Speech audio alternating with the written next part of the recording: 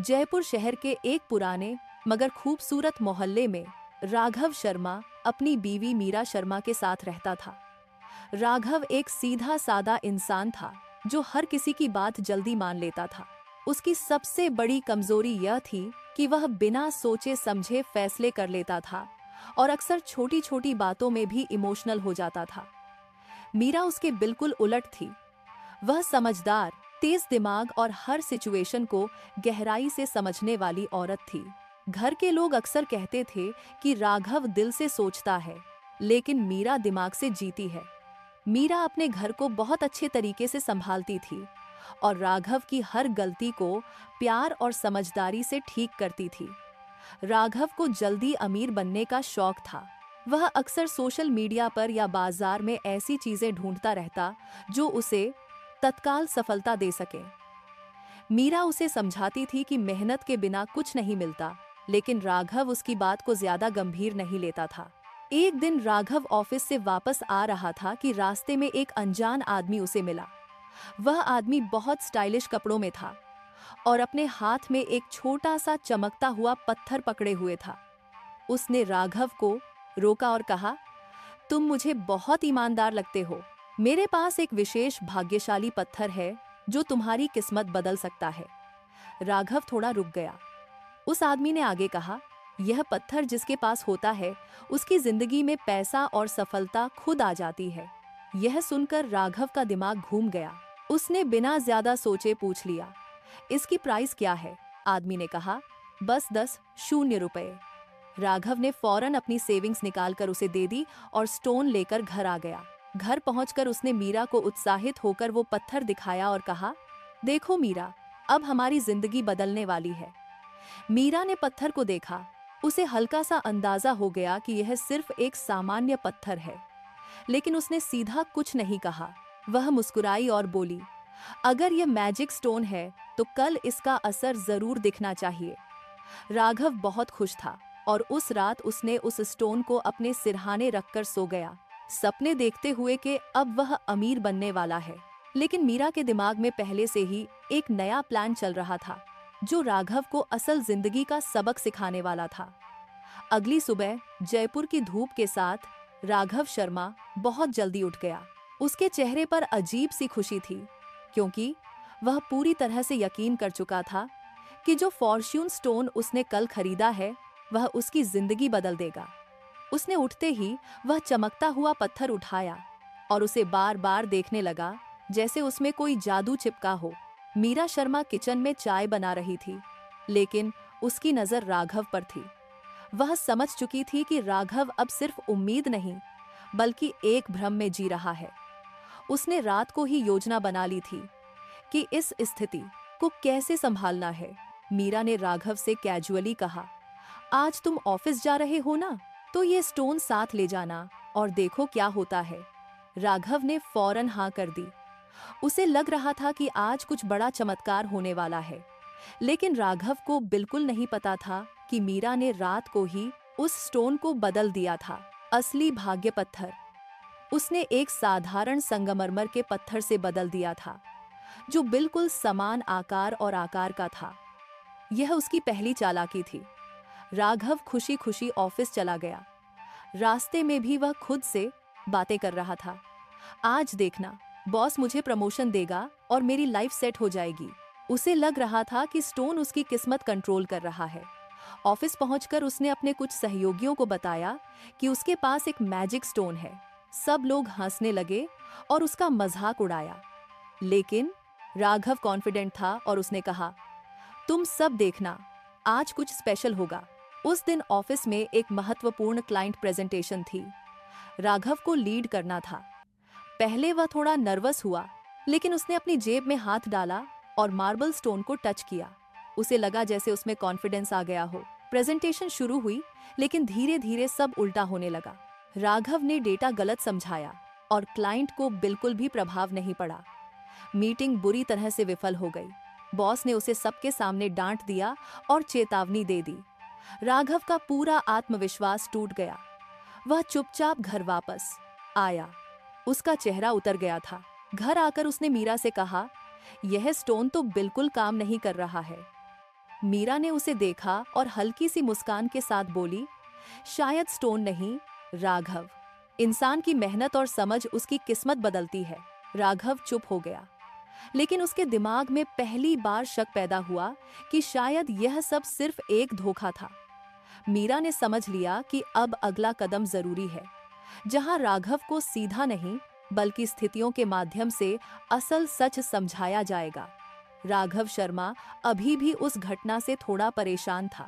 उसका आत्मविश्वास टूट चुका था और वह पहली बार गंभीरता से सोच रहा था कि शायद वह जादुई पत्थर वाकई काम नहीं करता। लेकिन उसका दिल अभी भी पूरी तरह यकीन से दूर नहीं हुआ था। वह अब उलझन की स्थिति में था। मीरा शर्मा चुपचाप सब देख रही थी।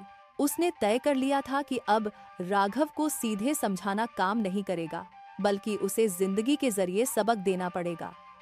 इसी दौरान राघव का एक पुराना दोस्त विक्रम उसकी जिंदगी में वापस आया। विक्रम बहुत ही स्मार्ट और थोड़ा चालाक नेचर का आदमी था। वह हमेशा ऐसे मौके ढूंढता था जहां से वह आसानी से पैसा कमा सके। उसने राघव को कॉल किया और कहा, भाई मेरे पास एक बिजनेस आइडिया है, अगर हम साथ काम करें तो डबल प्रॉफिट होगा। राघव थोड़ा हिचकिचाता था, लेकिन फिर भी उसने इंटरेस्ट शो किया। विक्रम ने उसे मिलने के लिए बुलाया और एक व्यवसाय प्रस्ताव समझाया।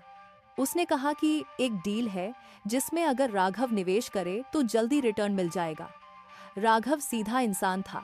उसने पेपर्स को ढंग से नहीं पढ़ा और विक्रम की बातों पर विश्वास कर लिया। उसने बिना मीरा से डिस्कस किए डॉक्यूमेंट साइन कर दिए। यह उसकी दूसरी बड़ी गलती थी। घर आकर मीरा ने जब पेपर्स देखे तो उसका चेहरा सीरियस हो गया। उसने फौरन समझ लिया कि यह एक अनफेयर डील है जिसमें राघव को नुकसान होने वाला है और विक्रम सारा फायदा उठाएगा। मीरा ने राघव से गुस्से में नहीं बल्कि शांति से पूछा, तुमने यह डील साइन की है? राघव ने लापरवाही से कहा, हाँ। विक्रम ने कहा है कि लाभ गारंटीड है। मीरा ने गहरी सांस ली और तय किया कि अब उसे स्मार्ट तरीका इस्तेमाल करना होगा। उसने राघव को कुछ नहीं बताया और एक योजना बना ली। उसने विक्रम को डिनर पर आमंत्रित करने का फैसला किया। अगली रात मीरा ने बहुत अच्छा खाना बनाया, टेबल अच्छी तरह से सेट किया और विक्रम का गर्मजोशी से स्वागत किया। माहौल बहुत मैत्रीपूर्ण लग रहा था। राघव को लगा कि सब सामान्य है। डिनर के दौरान मीरा ने लापरवाही से व्यवसाय का विषय शुरू किया। उसने विक्रम से पूछा, यह डील का रिस्क कौन ले रहा है? विक्रम ने ओवर कॉन्फिडेंस में कहा, रिस्क तो राघव ही ले रहा है, मैं सिर्फ प्रॉफिट लूंगा। ये सुनकर मीरा ने हल्का सा स्माइल किया और सबके सामने कामली कहा, तो फिर यह पार्टनरशिप नहीं, सिर्फ एक साइडेड बेनिफिट डील है।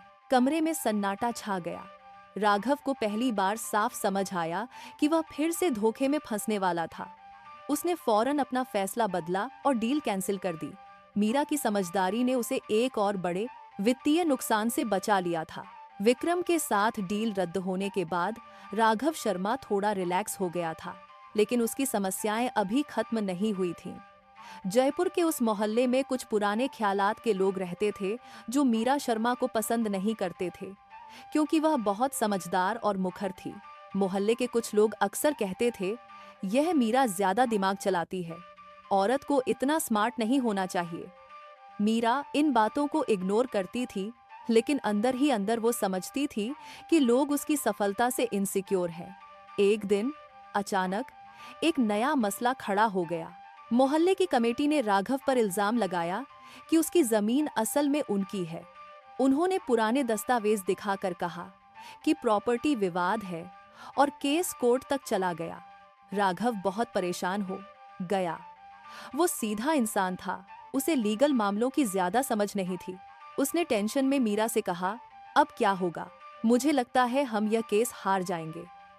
मीरा ने उसे शांति से कहा, पहले सब दस्तावेज मुझे दो, फिर देखते हैं। उसने सारी फाइलें जांची और पुरानी रजिस्ट्री रिकॉर्ड निकालने शुरू किए। वह रात भर काम करती रही। अगली सुबह मीरा ने पुष्टि कर ली कि जमीन वास्तव में राघव के नाम पर कानूनी रूप से पंजीकृत है। उसने सारे सबूत व्यवस्थित किए और एक मजबूत कानूनी मामला तैयार किया। अदालत के दिन राघव घबराया हुआ था, लेकिन मीरा बिल्कुल शांत थी। वह अपने कागजात के साथ आत्मविश्वास से अदालत में पेश हुई। उसने जज के सामने सभी सबूतों को तार्किक रूप से समझाया। विपरीत पार्टी ने भावनात्मक तर्क दिए, लेकिन मीरा ने हर दावे को दस्तावेजों के माध्यम से खारिज कर दिया। उसकी स्पष्टता और आत्मविश्वास देखकर जज भी प्रभावित हो गया। थोड़ी देर बाद कोर्ट का निर्णय आया और मामला राघव के हक में तय हो गया। मोहल्ले के लोग जो पहले उसे कम आंकते थे, अब चुप हो गए। कोर्ट से बाहर निकलकर कुछ लोग शर्मिंदा भी थे। उन्हें समझ आ गया था कि मीरा जैसी औरत को कमजोर समझना उनकी गलती थी। राघव ने मीरा को देखा और पहली बार दिल से कहा, अगर तुम न होती तो मैं यह केस कभी नहीं जीत सकता था। उसकी आंखों में आभार था। मीरा ने हल्की सी मुस्कान दी और बोली, मैं सिर्फ तुम्हारी मदद करती हूँ राघव, लेकिन सच हमेशा मजबूत होता है। उस दिन राघव को पहली बार समझ आया कि उसकी बीवी सिर्फ घर संभालने वाली औरत नहीं, बल्कि उसकी जिंदगी की सबसे बड़ी स्ट्रेंथ है। मीरा ने एक और बार साबित कर दिया कि दिमाग और सब्र से हर मुश्किल हल हो सकती है। कोर्ट केस जीतने के बाद राघव शर्मा की जिंदगी में बहुत बड़ा बदलाव आया। अब वो पहले जैसा जल्दी भरोसा करने वाला इंसान नहीं रहा था। उसने मीरा शर्मा की बातों को गंभीरता से लेना शुरू कर दिया था। हर छोटी बड़ी निर्णय में वो उससे मशवरा करता था। मीरा भी अब ज्यादा रिलैक्स्ड थी, लेकिन उसकी नेचर वही समझदार और अलर्ट वाली थी। उसने कभी अपनी चालाकी का गलत यूज नहीं किया, बल्कि हर बार राघव को किसी न किसी नुकसान से बचाया। घर में अब टेंशन कम और समझदारी ज्यादा हो गई थी। एक दिन राघव ऑफिस से जल्दी घर आया और मीरा से बोला, मुझे लगता है मैं पहले बिल्कुल बेवकूफ फैसले लेता था। अगर तुम ना होती तो मैं शायद सब कुछ खो देता। उसके अल्फाजा में शुक्रगुजारी थी। मीरा ने मुस्कुराते हुए जवाब दिया, तुम बेवकूफ नहीं थे राघव, बस तुम जल्दी ट्रस्ट कर लेते थे, और दुनिया में हर कोई अच्छा नहीं होता। यह बात राघव को गहरी समझ आ गई। कुछ दिन बाद राघव के ऑफिस में एक प्रमोशन का केस आया। पहले वह बिना सोचे हाँ कर देता, लेकिन इस बार उसने मीरा से पूछा। मीरा ने उसे सब प्रॉस और कॉन्स समझाए और तब राघव ने सोच समझकर निर्णय लिया, और इस बार रिजल्ट पॉजिटिव आया। घर में अब छोटी छोटी बातों पर हंसी मजाक भी होता था। कभी मीरा राघव के पुराने फॉर्च्यून स्टोन का मजाक उड़ाती और कहती, वो स्टोन नहीं, तुम्हारी लर्निंग जर्नी का स्टार्टर पैक था। दोनों हंस पड़ते। राघव ने भी अपनी आदत बदल ली थी। अब वो किसी भी नए इंसान या डील को ब्लाइंडली ट्रस्ट नहीं करता था। वह पहले रिसर्च करता, फिर मीरा से डिस्कस करता और फिर डिसीजन लेता। मीरा भी अपनी इंटेलिजेंस को पॉजिटिव डायरेक्शन में यूज करती थी। वह घर के फाइनेंशियल मैटर्स, सोशल इश्यूज और कभी-कभी राघव के ऑफिस प्रॉब्लम्स में भी गाइड करती थी। एक शाम दोनों बालकनी में बैठकर चाय पी रहे थे। राघव ने आसमान की तरफ देखकर कहा, जिंदगी कितनी सरल हो सकती थी अगर मैं पहले ही समझ जाता। मीरा ने जवाब दिया, हर इंसान अपनी गलतियों से सीखता है और वही उसे मजबूत बनाता है। राघव ने मीरा का हाथ पकड़कर कहा, तुम मेरी जिंदगी की सबसे बड़ी ताकत हो। मीरा ने हल्का सा स्माइल किया और बोली, और तुम मेरी जिंदगी का सबसे इंटरेस्टिंग प्रोजेक्ट हो। दोनों हंस पड़े और हवा में एक सुकून भरी खुशी महसूस हुई। नैतिक जिंदगी में असली कामयाबी शॉर्टकट या चमत्कार से नहीं, बल्कि समझदारी, मेहनत और सही फैसलों से मिलती है। दिल को छू लेने वाली कहानियां P+ टेल्स के साथ जुड़े रहने के लिए धन्यवाद।